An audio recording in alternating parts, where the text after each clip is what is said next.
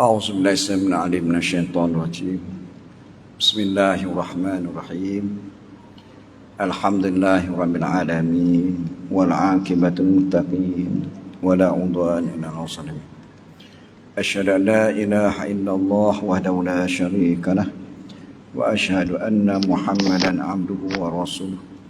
اللهم صل وسلم على سيدنا ونبينا وحبيبنا وقدوتنا محمد المصطفى وعلى آله وأصحابه ومن تبعهم إلى يوم الدين. اللهم رب اشرح لي صدري ويسر لي أمري واحلل عقدة من لساني يفقهوا قولي. سبحانك لا علم لنا إلا ما علمتنا إنك أنت العليم الحكيم. لا حول ولا قوة إلا بالله العظيم. اللهم زدنا علما وارزقنا فهما. اللهم علمنا ما جهلنا. اللهم علمنا ما جهلنا. اللهم زكنا ما نسينا. حسبنا الله ونعم الوكيل. نعم المولى ونعم النصير. حسبنا الله ونعم الوكيل. نعم المولى ونعم النصير. InsyaAllah kita mula dengan baca kitab surah Al-Fatihah. A'udzubillahi minasyaitonirrajim. Bismillahirrahmanirrahim. Alhamdulillahi rabbil alamin arrahmanir rahim maliki yaumiddin. Iyyaka na'budu wa iyyaka nasta'in. Ihdinas siratal mustaqim. Siratal ladzina an'amta 'alaihim ghairil maghdubi 'alaihim waladdallin. Amin. Tuan Imam, Tuan Bilal, pengurusi dan seluruh ahli kuasa masjid, muslimin dan muslimat yang dirahmati Allah SWT.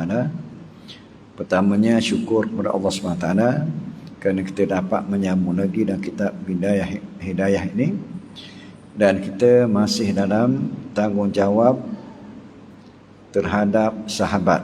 Tanggungjawab terhadap sahabat. Dan minta maaf, hari ini dewak sikit. Dewak sikit siapa? Turun macam biasa, tapi makan jam. Makan jam tengah jalan. Lepas tu orang pula, kita ikut tengah. Dia ikut tengah, dia lambat juga. Orang tepi lambat, ikut tengah lambat. Dia sama lambat. Jadi nak aku ni, kita tu, siapa pula api, siapa dia pertama merah. Yang kedua merah, yang ketiga merah. Yang keempat merah, lepas tu merah. Baik. Jadi siapa situ tadi, tu imam kat takbir. Tapi nak lepas itu, tu imam salam pun lepas. Tapi tak apalah, maknanya alhamdulillah kita boleh sampai. Dan alhamdulillah pada malam ni kita lihat yang ke-19, tanggungjawab seorang sahabat dengan seorang sahabat, iaitu menyamakan antara hakikat kecintaan yang wujud dan hati dengan apa yang nampak di luar. Maka itu barulah kecintaan yang dianggap benar. Maknanya kita kawan dengan sahabat kita, kita bersahabat ni, kalau kita sayang di hati, biar sayang sama dengan luar. Kalau luar kata sayang, hati pun sayang. Kalau luar kata cinta, hati pun cinta. Barulah dikata kecintaan yang sebenarnya. Di mana Imam Qadhi Aniyat pernah berkata, ketahuilah bahawa barang siapa yang mencintai sesuatu, maka dia akan mengutamakan dan berusaha meneladaninya. Ya, jadi Imam Qadhi Aniyat kata, kalau dia sayang sesuatu, dia utamakan orang tu, kemudian dia ambil contoh tauladan. Contoh tauladan. Kalau dia sayang, dia ambil contoh. Kalau orang tu makan, cara mana orang tu makan, dia tengok. Cara mana orang tu berjalan, dia tengok. Cara mana orang tu bercakap, dia tengok. Dan dia nak ikut apa yang orang yang disayangi atau yang dicintai. Kalau tidak demikian, maka bererti dia tidak dianggap benar-benar dan kecintaan dan hanya mengaku tanpa bukti yang nyata. Jadi dia kata, kalaulah orang tu tak sama. Tak sama antara mulut dengan lidah ataupun lidah dengan hati. Tak sama. Maka tidak dianggap sebagai kecintaan. Maka orang yang benar-benar cinta dalam pengakuan mencintai Rasulullah SAW adalah jika terlihat tanda bukti kecintaan tersebut pada dirinya. Baik. Kita ambil contoh, dia kata kita sayang kepada Rasulullah. Nak buat apa mana? Kita sebut kita cinta kepada Rasulullah. Bagaimana Abu Bakar sayang kepada Rasulullah. Rasulullah sayang kepada Abu Bakar. Umar sayang kepada Rasulullah. Rasulullah sayang kepada Umar. Ali sayang kepada Rasulullah. Rasulullah sayang kepada Ali. Dan begitulah kepada sahabat-sahabat dan juga kepada tabi'in. Bagaimana tanda kesayangan itu. Baik. Dia kata di antara tanda atau bukti cinta kepada Rasulullah yang utama adalah dengan meneladani contoh tauladan baginda sallallahu alaihi wasallam. Jadi sebab tu sahabat-sahabat radhiyallahu anhum disebut sahabat. Apabila sebut sahabat ni, apa yang dibuat oleh sahabat dia ikut. Sebab tu Rasulullah tak sebut kawan, tetapi sebut sahabat. Sahabat. Yang pertama, mengamalkan sunnahnya. Jadi kalau kita sayang kepada Rasulullah, cinta kepada Rasulullah sebagaimana sahabat sayang dan cinta kepada Rasulullah, sudah tentu dia mengamalkan sunnah Rasulullah sallallahu alaihi wasallam. Ya. Mengamalkan sunnah. Jadi sunnah sama ada di perkataan, perbuatan ataupun amalan dia. Yang pertama. Yang kedua, mengikut semua ucapan dan perbuatannya. Jadi kalau kecinta kepada Rasulullah, sayang kepada Rasulullah, apa yang Rasulullah ucap, kita ikut. Apa yang Rasulullah buat, kita ikut. Itu yang dilakukan oleh para sahabat radhiyallahu anhum ajmain. Sebab tu sahabat dengan sahabat dia jumpa, dia tanya, apa benda hak Rasulullah suruh? Apa benda hak Rasulullah suruh buat ataupun apa yang Rasulullah pernah buat? Tanya. Ya, itu tanda seorang sahabat yang sungguh-sungguh bersahabat. Baik. Yang ketiga, melaksanakan segala perintahnya. Itu tanda cinta. Melaksanakan segala perintah yang dituntut ataupun disuruh. Yang keempat, menjauhi larangannya dan serta menghiasi diri dengan adab-adab yang beliau ataupun yang perlu dicontohi dalam keadaan susah payah ataupun senang dan lapang maupun masa sempit. Baik. Maknanya dia kata kalau kita cinta kepada seorang, maka kita ikut sama ada masa dia susah ke, masa dia senang ke, kita ikut cara dia.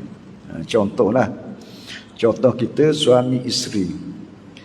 Kalau isteri sayang kepada suami dia, apa yang suami dia buat, dia ikut. Hak mana? Hak tidak bertentangan dengan hukum Allah SWT. Tapi kalau bertentangan, tak boleh. Ya? Suami curi, dia tak boleh curi. No. Suami curi, suami bunuh orang, dia tak boleh ikut tu bunuh orang. Tetapi perkara-perkara yang baik, yang mana baik-baik ni nak ukur kat mana? Kita kata baik-baik nak ukur kat mana? Baik sungguh dia tu, bagi sama kita. Lambat jumpa, bagi sama piti. Baik tak? Pada zahirnya baik. Tapi dia piti kita, tapi dia tak sayang. Baik tak? Zahiriah ni baik, tetapi batiniah ni tak baik. Sebab tu baik kita diukur dari sudut keimanan kepada Allah Subhanahu Wa Taala. Itu makna baik. Baik. Yang ke-20. Yang kedua, tanggungjawab seorang sahabat ialah memulakan memberi salam ketika bertemu. Mula salam dulu kepada sahabat.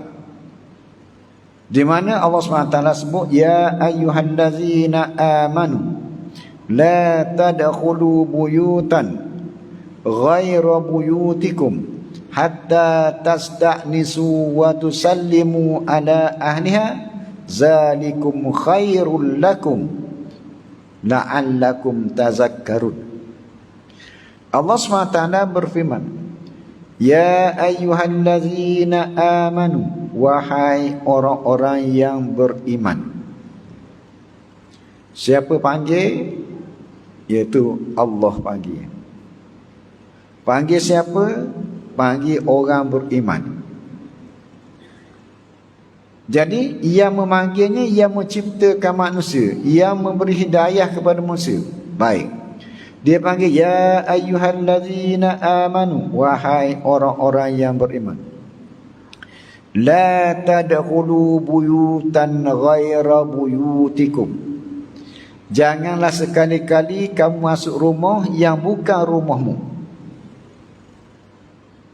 Hatta tasta'nisu, sebelum meminta izin. Ya, nak masuk rumah orang kena ketuk pintu dulu. Minta izin dulu. Baik. Yang pertama, yang kedua wa tusallimu ala ahliha. Kemudian beri salam kepada penghuninya. Dua benda yang Allah SWT suruh. Hukum, ya, hukum kita pergi ziarah rumah orang. Yang pertama, jangan masuk kalau tidak diizinkan. Kalau dia kata duduk tangga lah. No.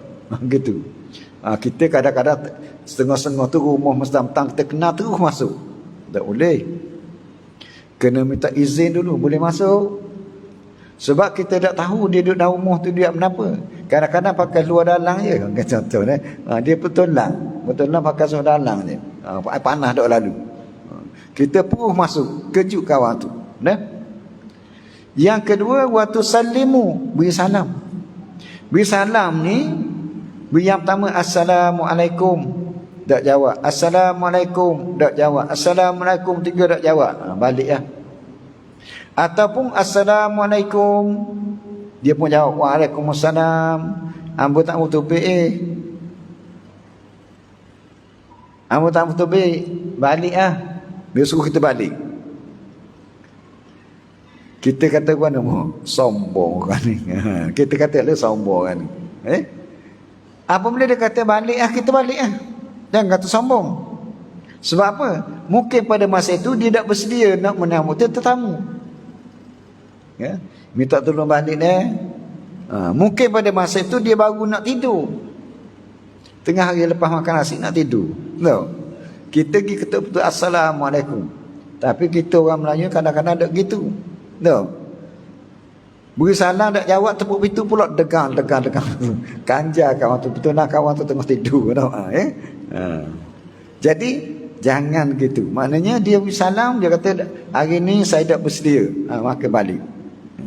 Tapi ialah kita ni sebagai orang yang ada akhlak dan sebagainya, kalau nak tamu tubik asal tubik terus gitu kan.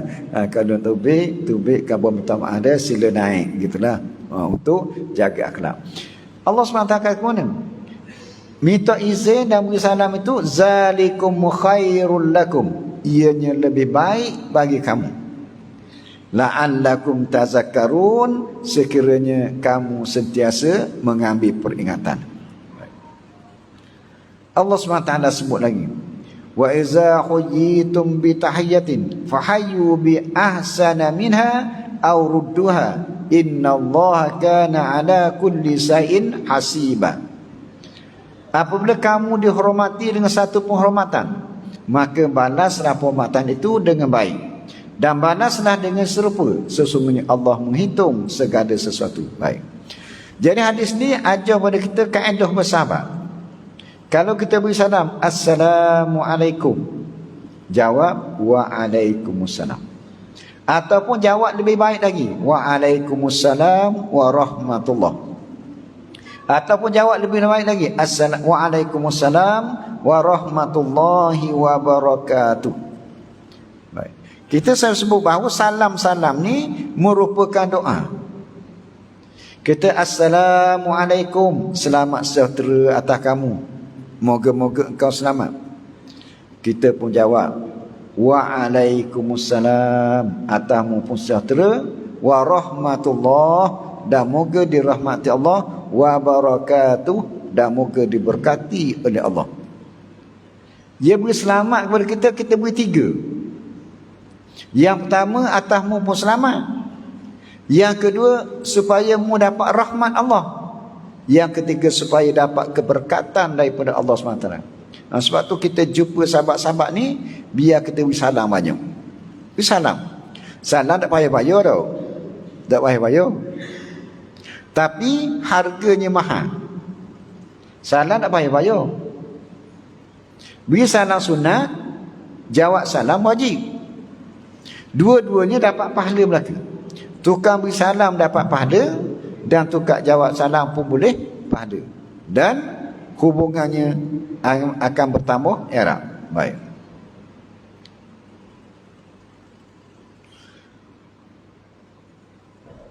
Kemudian kita tengok bagaimana Nabi Ibrahim AS.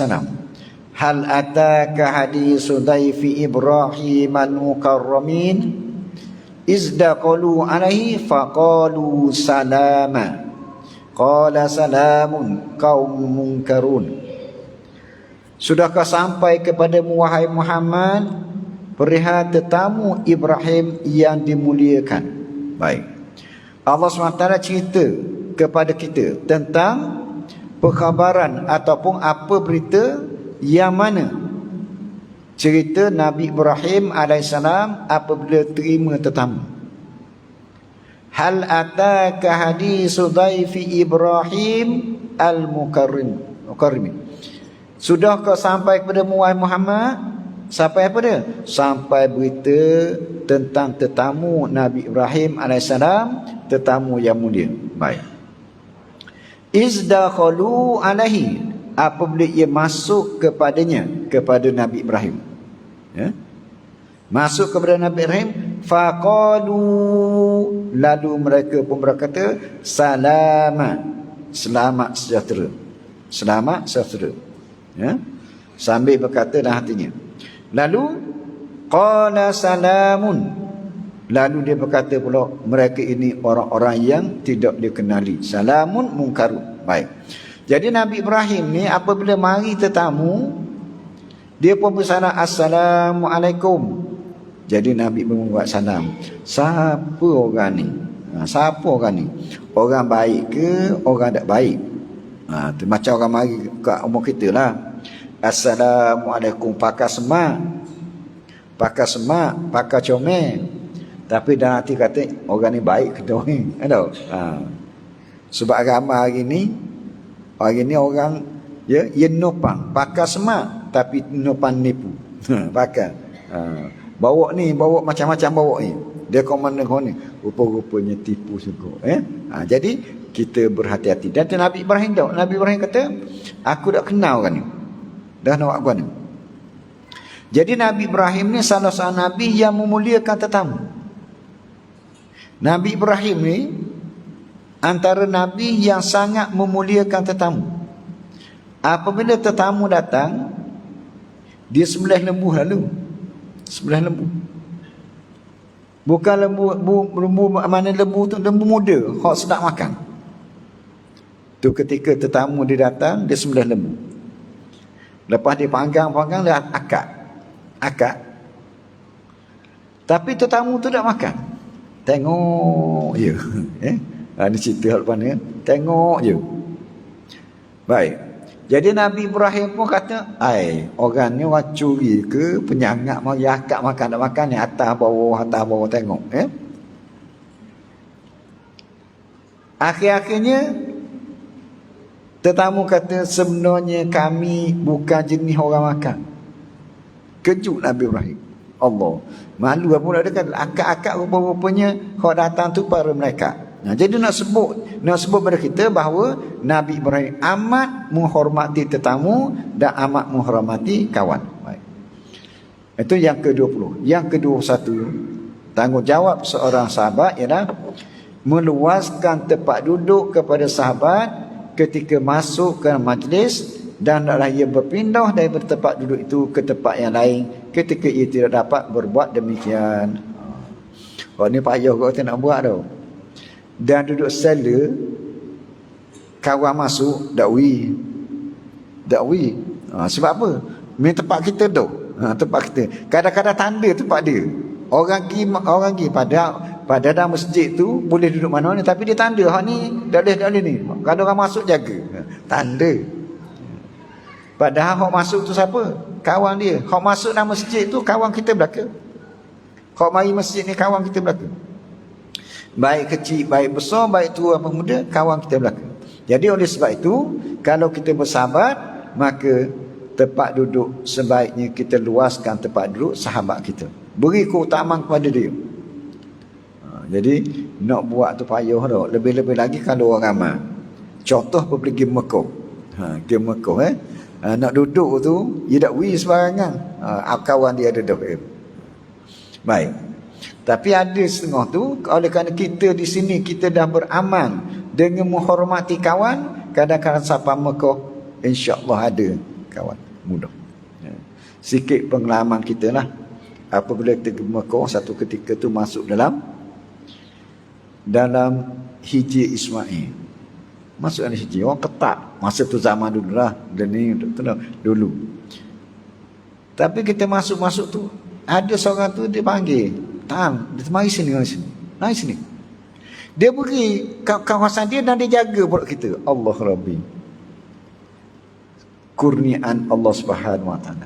Kurniaan Allah Subhanahu Wa Taala. Sebab tu bersahabat ni kurniaan Allah. Ada sahabat tu baik, ada sahabat tu tak boleh kawan. Ada kawan. Kalau sahabat, insya-Allah. Kalau kawan boleh tentu baik. Ya. Jadi oleh sebab itu kita bersahabat, antara tanggungjawab kita ialah meluaskan tempat duduk kepada sahabat ketika ia masuk ke majlis, dan adalah ia berpindah daripada tempat duduk itu ke tempat yang lain ketika ia tidak dapat berbuat demikian. Mana dia minta kawan dia duduk, tapi dia tak dapat, dia pindah ke lain. Baik. Kemudian yang ke-22, menghantarlah, hendaklah ia bangkit menghantar sahabat itu sehingga sampai ke pintu rumah ketika ia keluar daripada rumahnya. Baik. Kawan mari.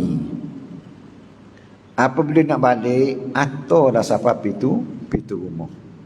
Beri salam, Assalamualaikum. Ini maknanya bersahabat. Jangan nak balik, dia balik. Orang tak sapa lagi tanah tutup pintu dah. Kawan baik. Orang tak sapa lagi tu dalam apa? Tanah tutup pintu dah. Jangan. Kalau boleh kita atur dia sapa ke kereta, tak apa, sapa kereta. Baik. Kemudian yang hendaklah ia berdiam diri ketika sahabat bercakap-cakap sehingga selesai daripada percakapannya, dan jangan suka mencelah ketika sahabatnya sedang bercakap-cakap. Baik.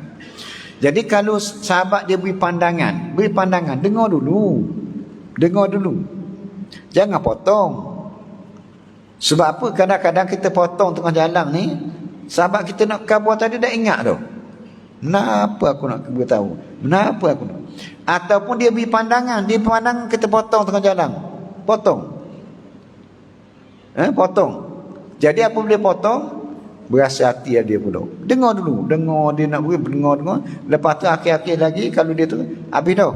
Giliran saya pula beri pandangan. Gitu. Gila. Sebab tu kalau kita duduk suami isteri, gitu juga suami isteri. Apabila suami isteri kita bercakap atau suami bercakap, dengar dulu, dengar molek. Jangan marah lagi.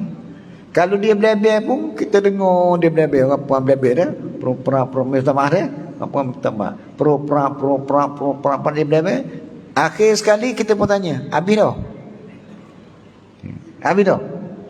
Kalau habis, dengar pula hak saya. Dengar pula saya. Tapi kalau potong memotong, sudah tentu tak selesai. Sudah tidak sesat. Apabila dia sahabat ni dia bercakap, kita dengar dulu. Dengar pandangan dia begini. Lepas tu baru kita beri pandangan.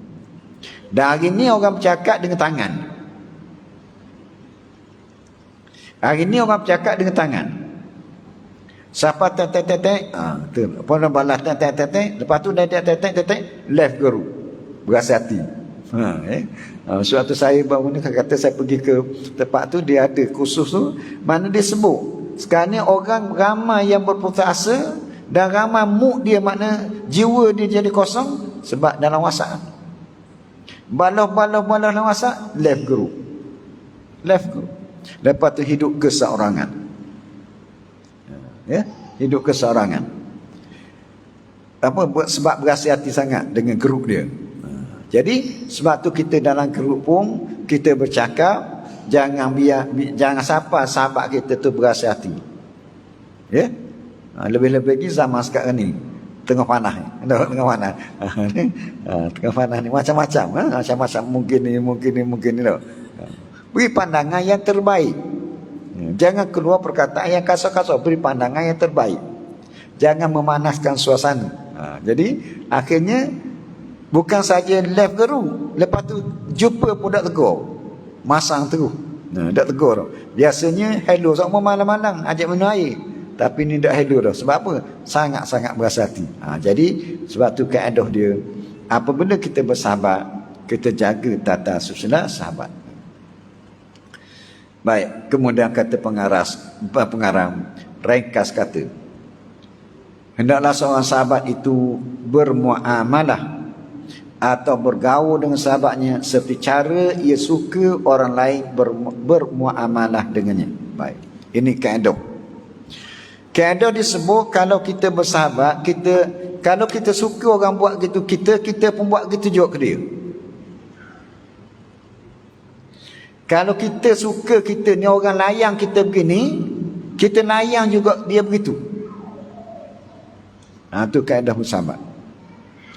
Sebab tu kita kadang-kadang kita kata, kita kadang-kadang nak luah perasaan kita luah je. Bagaimana kawan kita, kalau kita luah ke dia begitu, dia pun akan luah begini juga kepada kita. Jadi maknanya dengan sahabat ni mesti bermuamalah atau bergaul dengannya seperti cara yang ia suka orang lain bermuamalah dengan. Kalau ada orang gini, comel. Sebab apa? Sebab kalau orang tu baik, contoh orang tu baik, dia curi barang orang, dia mikir pula. Dia nak dak orang curi barang dia. Dia nak dak. Dia curi barang orang, kemudian dia nak dak orang curi barang dia.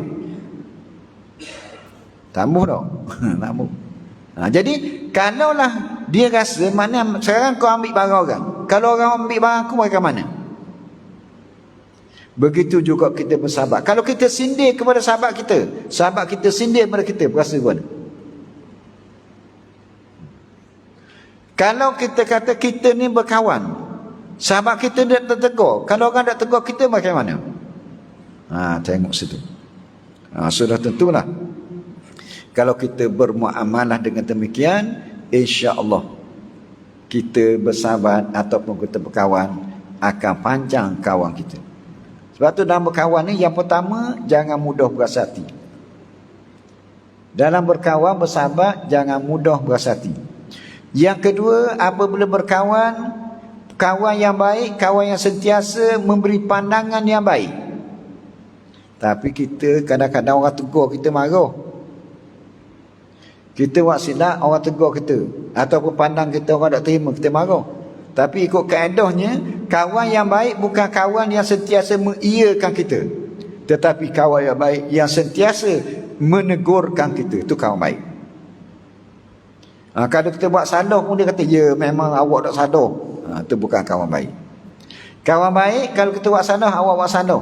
Apabila awak buat salah, awak masuk neraka Allah SWT. Baik, contoh. Sebab tu kita kadang-kadang kita sebut bab dosa dan pahala, syurga dan neraka ni, ramai orang tak suka. Tak? Ramai tak suka. Sebab apa dia tak suka? Sebab bertentangan dengan nafsu dia. Contoh kita tengok kisah Rasulullah sallallahu alaihi wasallam. Di mana Rasulullah sallallahu alaihi wasallam daripada umur dia sehari keluar daripada perut ibu sampai umur 40 tahun, gelaran apa dia beri? Al-Amin, orang yang sangat baik. Sangat baik. Apabila dia berumur 40 tahun, dia sebut, ini Rasulullah ilakum, aku ni Rasul kepada kamu. Kamu jangan buat perkara-perkara mungkar, kamu jangan menyembah berhala, kamu jangan mencuri, jangan merokok. Pada masa itu bertukar daripada orang baik jadi orang tak baik dah. Orang musyrikin kata kepada Nabi apa dia? Daripada tadi Al-Amin, Jadi Al-Kazak, Muhammad pelawak. Contoh. Sebab apa? Ada rasa iri hati di dalam jiwanya. Tu sebab tu berkawan kena jauh perasaan iri hati, hasad. Sebab hasad ni akan merosakkan jiwa. Baik. Contoh. Kita tengok cerita Nabi Adam alaihissalam dengan Iblis alaihissalam. Sebab apa Iblis tak mau tunduk kepada Nabi Adam? Sebab apa? Sebab ada perasaan cemburu, hasad. Sebab apa? Tuhan pilih dia. Ni kadang-kadang kita kadang mari tau. Apabila orang pilih dia, orang pilih orang lain, tak pilih dia, ngaju lalu. Biar dia ngaju. Jadi begitu juga kita tengok bagaimana Iblis apabila Allah SWT pilih Nabi Adam sebagai khalifah tamu kami, Iblis tak mau ikut, aba wastakbar. Sebab apa? Iri hati. Yang kedua, orang Yahudi dan Nasara dengki kepada Nabi kita sebab apa? Sebab yang pertama, Nabi dipilih daripada kalangan orang Arab, tak pilih daripada kalangan orang golongan Bani Israel. Dengki situ. Satu. Apabila rasa dengki ini, yang kedua, apabila Nabi menyebarkan Islam makin hari makin ramai, makin hari makin ramai, makin hari makin ramai, orang Yahudi kata, Allah, kau tambah pengikut dia, jaga dia. Gitu. Jadi maknanya apabila manusia ni sifat dia apabila ada iri hati, ada dengki, dia akan usaha supaya meracungi kawan dia walaupun dulu dia sangat-sangat akrab dengan dia.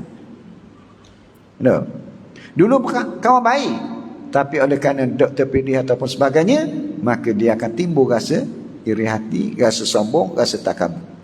Contoh, suami isteri baik, peluk sama, peluk sama. Suami isteri baik, naik motosikal peluk sama. Tiba-tiba satu hari itu mungkin suami boleh piti banyak sikit, tak boleh ke dia. Duit banyak nak kerja, tak boleh ke dia. Dia pemula, orang kata waktu dia bakit gini. Baik. Apabila bakit, hak lelaki pun panah, hak puan pun panah, berpisah. Masa berpisah tu agak-agak dia cerita hak isteri dia hak molek ke hak tak molek. Suami cerita hak isteri dia hak molek ke tak molek. Ni cerita betul, ni cerita. Dia pergi depan Tok Qadi. Tok Qadi dia pun cerita tukang jahatnya suami dia gini jahat. Lalu Tok Qadi tu kata, akhir Abi Tok Qadi kata, ada ke suami awak ni hak buat molek? Ada tak? Dia kata ada. Dah sebab apa kamu hak jahat belaka? Hak molek kamu. Baik. Dah masa awak baloh belam baloh tu boleh juga anak tu. Boleh ke anak? Dah sebab apa? Masa tu masa tu maknanya masa baloh tu kabar busung lah, itulah ada panggung jawab apa itu ni. Masa dah sama duluan ni. Lalu hak laki hak apa tu nengung. Hak laki pun nengung juga. Dia kata bodohnya aku. Dah cerdiknya aku. Jika korang habis, kamu hak jahat habis. Hak baik tak tersikan. Jadi sebab tu kita buat sesuatu ni, mana kita walaupun dia tu macam mana kata hak baik dia tu. Hak baik dia. Contoh kalau suami isteri lah, kita kan sahabat suami sahabat. Dia basuh kain kita berapa hari? Berapa kali dia basuh? Dia nanok kita macam mana? Siap-siap hari. Dia jaga anak kita macam mana? Tu bagi pihak isteri, suami isteri. Kemudian isteri pula tengok kepada suami. Dia pergi kerja balik-balik, Allah letihnya. Jadi apabila letih ni, orang perempuan sebagai penghibur. Contoh apa? Muslimin dan muslimat yang dirahmati Allah SWT. Kalau kita suami isteri balik di rumah, isteri tunggu tangga, kau mana rasa? Isteri tunggu tangga. Lepas tu Beg tu ambil dulu saya dia ambil warna abang ini letih ke? IT ada dah tanu. Bagaimana suami dia tu? Tu. Suami pula apabila balik jangan cerita bab sedap makan je. Oh sedap sungguh restoran tu. Saya makan kawan-kawan tadi, oh sedap sungguh. Degok telain dia. Esok cerita sedap pula, sedap sungguh restoran tu. Udang kalau besar-besar lengang, degok telain. Dia kalau makan udang galau, balik udang galau. Gitu. Kalau makan minyak sedap, minyak sedap duk tangging. Sayang, ni abang awak balik ni. Rasa mesra tau. Tu nak sebut kaedah dia. Sebab sebut kaedah dia Nabi ajar pada kita. Baik. Kemudian maka sesiapa yang tidak mencintai untuk sahabatnya akan sesuatu yang ia cintai bagi diri sendiri, maka persahabatan masih tidak ikhlas dan masih mempunyai anasir munafik, dan persahabatan itu akan membawa kepada kebinasaan di dunia dan di akhirat. Maknanya kalau kita sayang kepada sahabat kita, tak sama. Kalau kita sayang kepada diri kita, sayang kepada sahabat kita sebagaimana kita sayang kepada diri kita. Kalau kita tangan kita luka, sakit, maka kita berasa begitulah juga kalau sahabat kita sakit. Sebab itulah kita kata Nabi SAW sebut la yu'minahukum hatta yubah alihi ma yuhibbu nafsi. Tidak sempurna iman seseorang itu sehingga ia cintakan saudaranya sebagaimana ia cintakan kepada dirinya sendiri. Itu kaedah bersahabat dan sahabat kita sampai dunia dan akhirat, sebagaimana berlaku kepada Nabi SAW, di mana Nabi SAW ada seorang hamba. Hamba dia ni miskin. Sebab hamba ni miskin lah. Dia ni ahli sufah. Tapi dia berkhidmat kepada Rasulullah SAW. Berkhidmat dengan Rasulullah. Satu hari dia kata dia tidur. Dia tidur bersama Rasulullah. Kemudian dia bawa air kepada Rasulullah untuk berwudu dan untuk keperluan Nabi, nak mandi, nak basuh berak dan sebagainya. Kemudian Nabi SAW tanya dia, wahai sahabat, minta sesuatu daripada aku nak tunaikan. Minta sesuatu. Minta. Sebab Nabi ni, doa Nabi sangat dimakbulkan. Minta. Sahabat tu kata gua ni, sahabat yang miskin tu, dia minta kenapa agaknya? Sahabat yang miskin, apa tawaran daripada seorang Nabi, orang sahabat yang baik tawaran, makan tak cukup, kemudian dia kata, wahai sahabatku, meminta apa yang nak minta ini. Agak-agaknya kalau kita minta kenapa?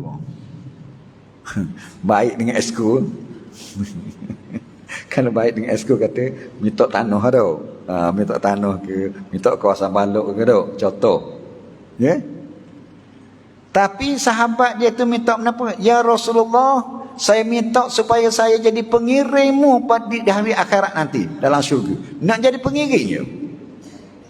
Atas dunia saya mengiring kamu, di akhirat saya juga jadi pengiring kamu. Lalu Rasulullah kata, hak tu je munah.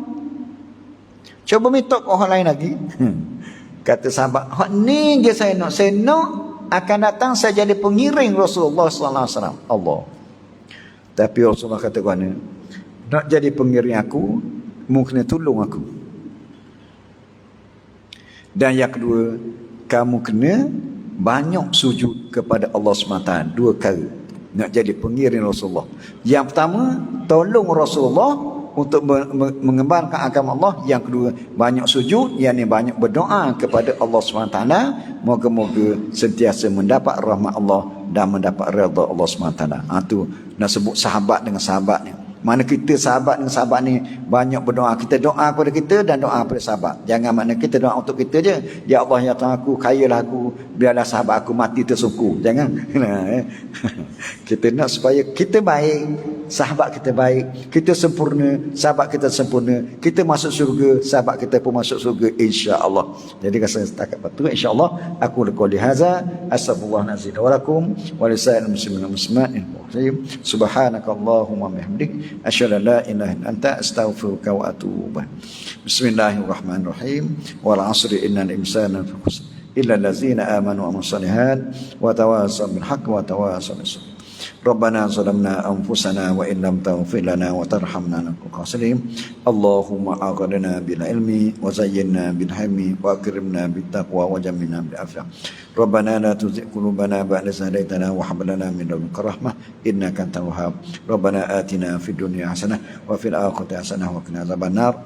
Wa sallallahu ala sayyidina Muhammad wa ala ali Muhammad walhamdulillahi rabbil alamin. Wallahu